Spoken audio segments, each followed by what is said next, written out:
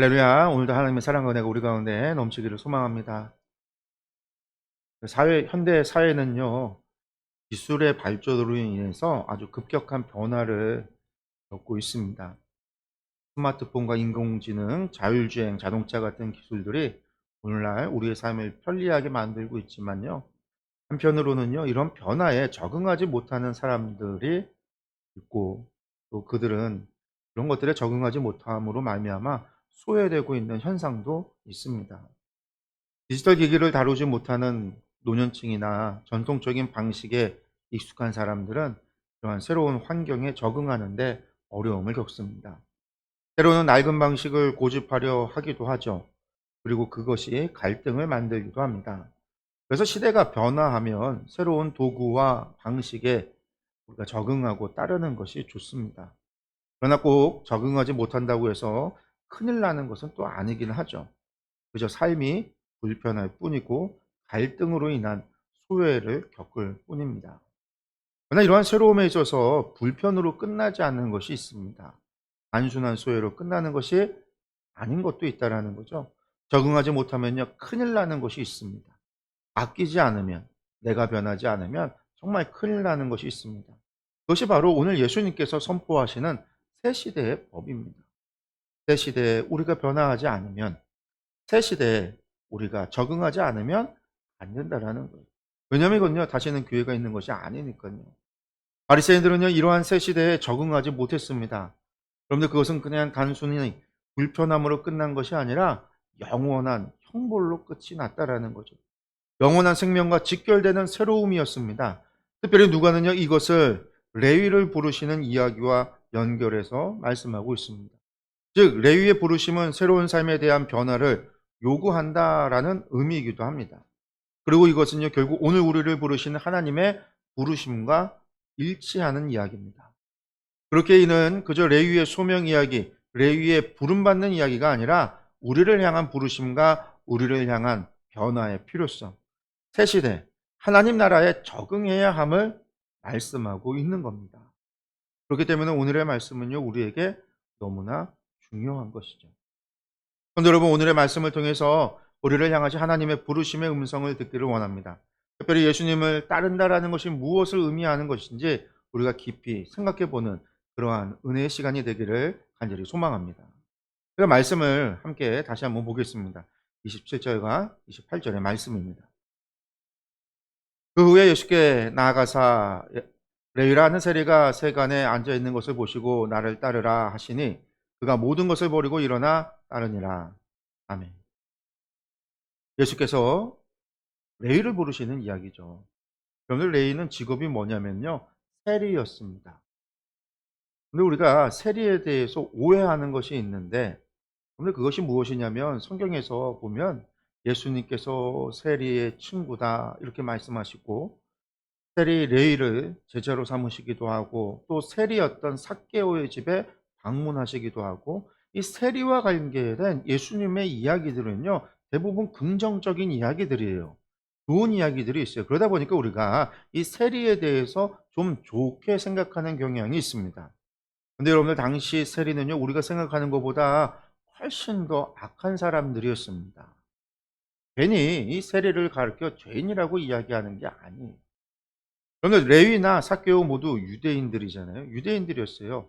그 유대인들이 세리를 하면서 자신의 민족에게서 세금을 걷어들였습니다. 근데 이것이 로마의 통치 방식인데요. 로마는요, 실제로는요, 아주 작아요. 그리고 로마인의 식구도, 인구 수도 적습니다. 그런 작은 나라, 적은 인구수의 나라가 지중해 연안을 전부 다 제패하고 큰 제국을 이루었잖아요. 그 모든 나라를, 정복한 나라들을 다스려야 되는데 인구수가 적다 보니까 모든 로마인들이 나아가서 그 나라들을 다스릴 수가 없어요. 또 군대를 파견하는 일을요, 다 할 수가 없어요. 그래서 로마 제국은요, 아주 중요한 요충지에만 군단을 파견해서 상주시켰고요. 대부분의 지역에는요, 소수의 사람만을 파견해서 다스렸어요. 그러다 보니까 이 소수의 사람이 정복지를 잘 다스리려면요, 현지인들의 도움이 없이는, 호응이 없이는요, 정복한 지역을 다스릴 수가 없습니다. 한마디로 말해서 우리식으로 이야기한다면 일본이 우리나라를 점령한 다음에 친일파를 키웠던 것처럼 친로마파를 키우는 거예요. 특히 세금을 걷는 일은요, 불만이 많이 나올 수밖에 없는 일이잖아요. 그러니까 이것은요, 현지인 자국인민을 세워요. 그래서 그 자국인들이 세금을 걷게 해서 모든 불만과 미움과 증오를요, 자국인에게 돌리는 거예요. 이때 로마 사람들이 단순히 현지인들을 세리로 세운 게 아니라 어떻게 하냐면요, 이 세금을 걷어들이는 징수권을요, 돈을 받고 팔았어요. 그러니까 이 세리를 한 사람들은요, 내가 저 세금을 걷어들이는 일을 하겠다 해서 로마에 돈을 주고 권한을 사는 거예요. 그러고 나면 이 세리들이 어떻게 하냐면, 이게 한 번 사면 영원한 게 아니라 갱신을 해야 돼요. 갱신할 때마다 돈이 들어가야 되죠. 로마에 세금을 바쳐야 되죠. 또 나도 이익이 있어야 되잖아요. 나도 이익이 있어야 되고, 세금을 걷기 위해서 또 사람들을 고용을 해요. 그러니까 힘쓰는 사람들을, 한마디로 용병 같은 사람들을 고용하는 거예요.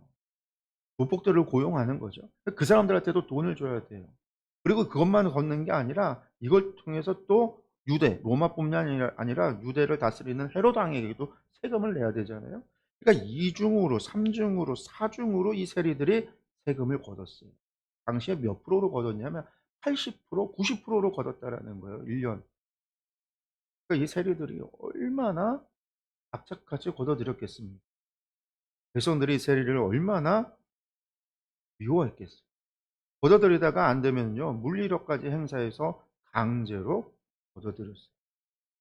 그러니까 이 세리라고 하는 사람은요, 친일파와 같이 친로마파면서 백성의 배신자가 돼서 로마의 앞잡이가 된 사람들이고, 자신들의 욕심, 재물을 채우기 위해서 최선을 다하는 사람들이에요. 백성들의 돈을 이어 수탈해가는 아주 악한 자들입니다. 이방인들과 또 어울리는 부정한 사람들이에요. 그러니 유대인들의 입장에서 세리는요, 죄인이고 부정한 사람들이에요. 특별히 유대인 중에서도요, 바리새인과 같은 사람들, 경건주의자들, 율법을 지키는 사람들, 여러분들 이런 사람들의 입장에서 세리는요, 아주 부정한 사람들이고요, 아주 죄인들이에요. 그럼 바리새인들이 회당에서 그렇게 가르치잖아요. 그러니까 그것을 듣는 백성들도 당연히 그렇게 생각할 수밖에 없는 거죠. 그렇기 때문에 당시 유대 사회에서 세리는요, 돈은 많이 있는 아주 부유한 사람이에요. 권력도 있는 사람이에요. 그때 밑에 부리는 힘을 쓰는 사람들도 많이 가지고 있는 사람들이에요. 그렇지만 종교적으로, 민족적으로 이런 사람들은요, 가장 천대받는 무리, 배척받는 무리, 그런 사람들이었다라는 거예요. 예수님께서 지금 그런 사람을 직접 찾아가서 부르시고 있는 거죠. 누가는 이런 레위의 부름과 예수님께서 선포하시는 새 시대를 연결시키고 있습니다.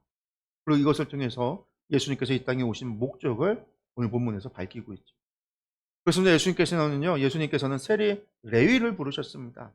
유대인들이라고 한다면 상종조차 하지 않는 세리, 그와 함께 하거나 그와 접촉하는 것만으로도 부정함이 옮긴다라고 여겨서 마치 나병 환자를 보듯이 했던 세리. 그러나 예수님은요, 그런 레위를 보고 먼저 다가가셨고요. 그리고 먼저 말씀하시며 나를 따르라라고 하셨습니다. 여러분들 그러자 레위는요, 즉각 예수님의 부르심에 반응하며 모든 것을 버려두고 예수님을 따라갑니다. 이후에 레위는 예수님을 집으로 모셔서 큰 잔치를 벌여요. 29절에서 32절의 말씀입니다. 말씀 한번 읽겠습니다. 레위가 예수를 위하여 자기 집에서 큰 잔치를 하니 세리와 다른 사람이 많이 함께 앉아 있는지라. 바리새인과 그들의 서기관들이 그 제자들을 비방하여 이르되 너희가 어찌하여 세리와 죄인과 함께 먹고 마시느냐. 예수께서 대답하여 이르시되 건강한 자에게는 의사가 쓸데없고 병든 자에게라야 쓸데가 있나니 내가 의인을 부르러 온 것이 아니요 죄인을 불러 회개시키러 왔노라. 아멘. 레위가 예수님을 위해서 큰 잔치를 베풀었습니다. 이 잔치에 많은 사람들이 참여를 했는데 우리가 지금 읽은 개역개정 성경에는요, 세리와 다른 사람이 많이 함께 있는지라 이렇게 되어져 있어요. 그래서 여기 모인 사람들이 어떤 사람들인지 우리가 잘 몰라요. 잘 모르겠어요. 그래서 세리도 있고 뭐 그 친구들도 있을 것 같고, 또 예수님 가는 곳마다 쫓아다니는 환자들, 병자들, 이런 사람들, 그런 환자들을 데리고 오는 가족들이 있으니까 아마 그런 사람들이 다 함께 모여 있는 것이 아닌가, 우리가 그렇게 생각을 하는데, 원문을 보면은요. 원문을 직역을 하면요. 이렇게 번역해야 돼요. "세리들의 많은 무리와 다른 사람들의 무리가 있었다." 이렇게 번역을 하는 게 맞아요. 그러니까 세리들, 그러니까 세리가, 레위가 세리였으니까 그 자신들의 동료들을 많이 데리고 온 거예요. 부른 거예요. 그 세리들의 많은 무리와 또 그들과 함께 할 수 있는 다른 무리들, 많은 사람들이 있다라는. 여러분들 세리가 부정한 사람, 죄인이라고 그랬잖아요. 그러니까 일반 사람들은요 사실 그 자리에 참여할 수 없어요. 왜? 참여하는 순간 내가 부정해지니까. 내가 더러워지니까. 나도 죄인이 되니까. 게다가 당시에 식사라고 하는 것은요 음식 식탁을 가운데 두고 디귿자로 자리를 만들어서 사람들이 거기에 누워서 음식을 먹어요. 서로 막 기대서. 그래서 예수님 최후의 만찬에 보면 예수님의 품 안에 예수님이 사랑하는 요한이 있었다라고 그랬잖아요. 누워서 있었던 거예요. 기댄 거죠, 요한이 예수님 앞에 이렇게 기대 갖고. 누워서 밥을 먹는 거예요. 음식을 이렇게 가져다가 먹고. 그러니까 당연히 부딪히고 함께 음식을 나누면서 손이 만나고 서로 접촉할 수밖에 없는 게 당시의 식사예요. 그러니 부정한 사람과 식사하면 뭐가 된다? 내가 부정해진다. 그러니까 일반 사람들은요 들어갈 수 없어요. 부정한 사람이 밟은 땅도 부정해지고 그 집안도 다 부정해진다고 레위기 율법에 분명하게 말씀하잖아요. 그러니까 분명히 이 말씀에 나오는 세리와 다른 사람들이라고 할 때 이 사람들은요 세리 무리들과 그 세리들과 함께하는 할 수 있는 부정한 사람들이라고 사회에서 지탄받는 이방인들, 세리들, 세리와 함께 일하는 사람들, 세리의 직원들, 한마디로 이런 사람이었을 것이다라고 우리가 볼 수 있어요. 그러니까 레위가 자신의 친구들을, 자신의 동료들을, 같은 세리 일을 하는 사람들을 불러서 또 그들과 관계된 사람들을 불러서 예수님과 식사를 하는 거예요. 예수님께서 그 자리에 계신 거예요. 때문에 평소에 예수님을 따르는 일반 유대인들 같은 경우는요 그 앞에 가지 못해요. 그 집안에 들어가지 못했어요. 그러니 바리새인들의 눈에는요 이 식탁의 모습이 어떻게 비쳤을까요? 사람들이 들어가지 못하고 그 안에 저 부정한 속을, 더러운 속을, 죄인들의 속을에 예수님과 제자들이 있어요. 그걸 보는 바리새인들은요 저것들은요 부정한 사람, 죄인들, 예수는 부정, 아니 메시아가 어떻게 부정해질 수 있어? 바리새인들은요 당연히 그렇게 볼 수밖에 없는 거죠. 왜? 저것은 죄인들의 소굴이니까. 저거는 악한 놈들의 소굴이니까요. 저것은요 로마인의 앞잡이들의 모임으로 보이는 거예요. 할 수만 있으면 그곳에 폭탄이라도 던지고 싶은 심정이 일반 유대인들, 바리새인들의 마음이었을 겁니다. 그런데 그곳에 예수님께서 떡하니 상석에 누워 계셔요. 제자들도 자리를 차지하고 누워 음식을 먹고 있습니다. 레인들의 눈에서, 바리새인들의 눈에서 레이저가 쏘 나가는 지금 그런 상황이다라는 거예요. 그러니 여기서 바리새인들이 가만히 있을 수 없어요. 아마 집 밖에서 소리쳤을 겁니다. 안에는 들어가지 못하고요. 부정한 자리니까 들어가지 못하고요. 바깥에서 서 갖고서는요 소리쳤을 거예요. "어찌하여 죄인과 함께 먹고 마시느냐?" 아니면 바리새인들이 와 갖고 막 난동을 부리니까 제자들이 먼저 나왔을지도 모르죠. "그 너희가 왜 먹고 마시느냐?" 예수님도 뒤따라 나와서 이야기하는 거죠. 그때 예수님께서 무엇이라 말씀합니까? "건강한 자에게는 의사가 쓸데없고 병든 자에게라 쓸데있나니 내가 의인을 부르러 온 것이 아니라 죄인을 불러 회개시키러 왔노라." 아멘. 성도 여러분, 이것이 예수님께서 이 땅에 오신 목적입니다. 예수님께서 죄인을 정죄하러 오신 것이 아니라 용서하시기 위해서 회복시키러 오셨다라는 거예요. 예수님은 의인을 부르러 오신 것이 아니라 죄인을 부르러 오셨다라는 거예요. 예수님이 우리를 찾으신 이유는요, 우리의 연약함을 고치고 우리의 부정함을 깨끗게 하시고 우리 죄인 된 우리를요 회복시키기 위해서 오셨다라는 거예요. 그렇기 때문에 우리가 할 일은요 다른 것이 아닙니다. 우리는 우리의 죄를 인정하는 거예요. 여기에서 시작해야 됩니다. 그러면 예수님께서 우리를 치료하시고요, 예수님께서 우리를 회복시켜 주실 겁니다. 예수님의 이 말씀에 순순히 물러날 바리새인들이 아니죠. 그들은 어떻게든 꼬투리를 잡으려고 해요. 예수님은 메시아가 아니라고, 예수님은 거짓 선지자라고, 증거를 잡아 사람들을 선동하기를 원하는 거예요. 그래서 바리새인들이 또다시 질문합니다. 33절에서 39절의 말씀 다시 한번 보겠습니다.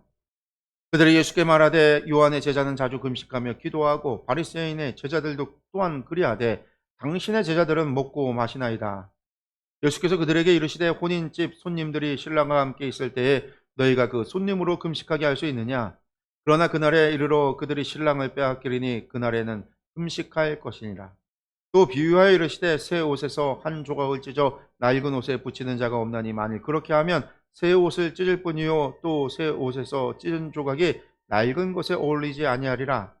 새 포도주를 낡은 가죽 부대에 넣는 자가 없나니 만일 그렇게 하면 새 포도주가 부대를 터뜨려 포도주가 쏟아지고 부대도 못 쓰게 되리라. 새 포도주는 새 부대에 넣어야 할 것이니라. 묵은 포도주를 마시고 새 것을 원하는 자가 없나니 이는 묵은 것이 좋다 함이니라. 세리와 죄인들과 먹고 마시는 예수님과 그 제자들, 바리새인들은 예수님께 왜 당신의 제자들은 금식하지 않느냐라고 물어요. 경건함이 떨어진다라는 공격인 거죠. 영성이 없다라는 비난이에요. 오늘날로 치면. 그런데 여러분들 금식이라는 것이 무엇이죠? 그래서 우리가 금식에 대해서 정확하게 이해를 해야 돼요. 여러분들 우리는요 금식을 무엇인가 하나님께 요구할 때, 무엇인가 하나님께 강력하게 요구할 때 하는 것이 금식이다 이렇게 해서 우리가 착각을 하는 경향이 있어요. 이건 마치 노동쟁이 할 때 금식 투쟁하듯이 단식 투쟁하듯이 우리가 하나님 앞에 그렇게 금식해서 단식 투쟁하면 하나님께 무엇인가를 얻어낼 수 있다라고 하는 이런 착각에서 시작을 하는 거예요. 성경은 금식은 그것이라고 가르치지 않아요. 하나님은 우리가 구하지 않은 것도 주시는 분이시지 단식 투쟁해야 주시는 분이라고 가르치지 않는다라는 거예요. 우리의 필요를 따라 하나님께서 이미 주셨다라는 거예요. 무엇을 먹고 마시든 입을 즉 염려하지 말라고 그랬잖아요. 하늘을 나는 새를 보고 들의 백합화를 봐도 하나님께서 우리에게 말씀하시는 거는요. 단식 투쟁하라는 얘기가 아니라는 거예요.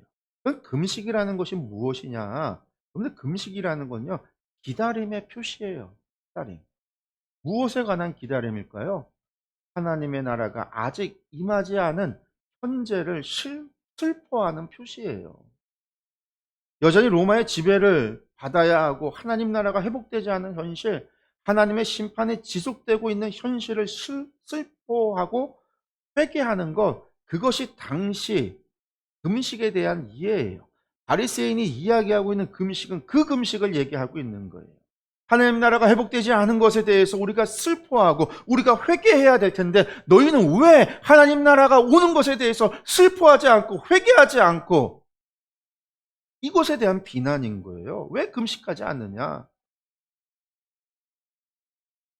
단순히 개인의 죄를 회개하는 금식, 그 의미를 넘어서서 이스라엘의 몰아닥친 재난을 되돌아보면 그 재난은 뭐예요?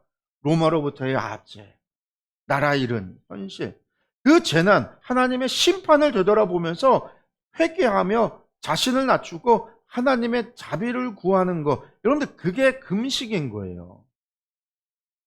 바리새인들이 지금 이것을 따지고 있습니다. 요한의 제자나 지금 바리새인들의 제자, 우리의 제자나 전부 다 하나님 나라의 회복을 위해서 금식하고 회개하며 기도하고 있는데 하나님의 자비를 구하고 있는데 너희는 어떻게 죄인들과 잔치를 벌이고 먹고 마시느냐라는 거죠. 백성들의 지지를 받으면서 예수님의 인기가 날로 상승하는 이때에 예수님을 함정에 빠뜨리고 예수님을 거짓 선지자라고 예수님을 거짓 메시아라고 만들기 위한 공격인 거예요. 이게 단순히 먹고 마시는데 왜 금식 안 하냐라는 질문이 아니라 너희는 왜 하나님 나라 회복을 위하여 하나님께 자비하지 구하지 않느냐? 왜 슬퍼하지 않고 회개하지 않느냐? 이것만 봐도 너희는 거짓이다. 너희는 가짜다. 라고 비난하는 거예요. 그런데 그런 바리새인들의 공격에 예수님께서 무엇이라고 대답하시냐면요. 결혼 필요연. 이 잔치는 뭐다? 결혼 필요연이다. 신랑과 함께하는 자리다. 라고 이야기를 해요. 근데 이 결혼 필요연은요. 그냥 갑자기 생뚱맞게 나온 이야기가 아니에요. 이 결혼 필요연이라고 하는 것은 이미 유대교 안에서 자주 사용되어지는 상징의 표현이에요. 이미 바리새인들이 성경을 가리킬 때 늘 하는 이야기가 하나님 나라에 오심을 결혼 필요론으로 이야기한 거예요. 그들이 사용하는 하나의 표현이에요. 상징이에요. 메타포예요. 그들의. 특히 다가오는 하나님 나라의 이 새 시대를 나타내는 새 시대의 시작을 결혼 필요론으로서 표현하고 말하고 그들이 사용했던 상징이라는 거예요. 예수님께서는요, 그들이 사용하는 바리새인들의 말을 가져다가 그들에게 대답하고 있는 거예요. 그러면서 이 이야기는 뭐예요? 자신이 메시아로 이 땅에 왔다라는 거죠. 내가 메시아로 이 땅에 왔으므로 하나님 나라의 이 새 시대가 시작된 거예요. 시작된 거예요. 너희가 구하고 너희가 그렇게 간절히 기도하고 너희가 금식하며 하나님께 자비를 구했던 그 자비에 응답하심으로 내가 왔다라는 거잖아요. 그러니까 지금은 금식할 때가 아니라 지금은 회개할 때가 아니라 하나님께서 응답하셔서 메시아를 보내셔서 새 시대가 시작이 되었으니 이제는 피로연의 신랑과 함께 기뻐하고 즐거워하듯이 우리가 하나님 앞에 감사를, 기쁨의 찬양을, 경배를, 잔치를, 신년의 잔치를 해야 된다라는 거예요. 그게 예수님이 지금 하시는 말씀이에요. 이어서 예수님께서 두 가지 비유를 통해서 이 새 시대를 선포하고 있어요. 이 두 가지 비유가 뭐죠? 새 옷과 낡은 옷, 새 포도주와 낡은 가죽 부대 비유예요. 여러분들 낡은 옷을 기우기 위해서 새 옷에서 천 조각을 뜯어서 사용해서는 안 돼요. 그렇게 하는 사람은 없어요. 그렇게 되면 어떻게 해요? 새 옷도 망가지는 거고 낡은 옷에 새 천을 갖다가 기우면요. 새 천은 튼튼하기 때문에 낡은 옷이 더 찢어지게 된다는 거죠. 그러면 두 옷 다 못 쓰는 거예요. 새 포도주는요. 발효 과정이 있잖아요. 그러니까 낡은 부대에 넣어 갖고서 밀봉을 하면은요. 발효에 의해서 이게 팽창하니까 결국은 부대가 터질 수밖에 없다라는 거예요. 여러분들 이 예수님의 이 비유의 말씀이 의미하는 바가 뭐예요? 예수님께서 오심으로 시작되는 이 새 시대는요, 기존의 방식에 끼워 넣을 수 없다라는 거예요. 섞일 수 없다라는 거예요. 이것은 새 시대, 새로운 방식이 요구된다라는 거죠. 바리새인은 요한의 가르침과 다릅니다. 기존의 율법주의적인 종교 관습과 조화될 수 없다라는 거예요. 새 포도주는 새 부대에 담아야만 합니다.